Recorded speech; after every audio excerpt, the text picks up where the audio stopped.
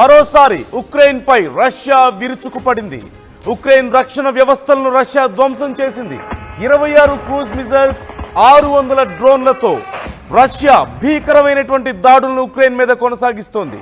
ఈ నేపథ్యంలో కీవ్లోని రక్షణ శాఖ ఆయుధ పరిశ్రమలపై మాస్కో దాడులు చేసినట్లుగా తెలుస్తోంది. కీవ్, ఖార్కివ్, లివివ్, అలాగే లుట్స్క్, చెర్నిస్క్, కిరోవోహ్రడ్ ప్రాంతాలపై ఈ దాడులు కొనసాగుతున్నట్లుగా తెలుస్తోంది.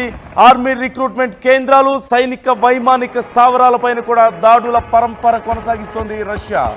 చెర్నిస్క్లో 2 మృతి చెందగా పలువురికి తీవ్ర గాయాలైనట్లుగా తెలుస్తోంది.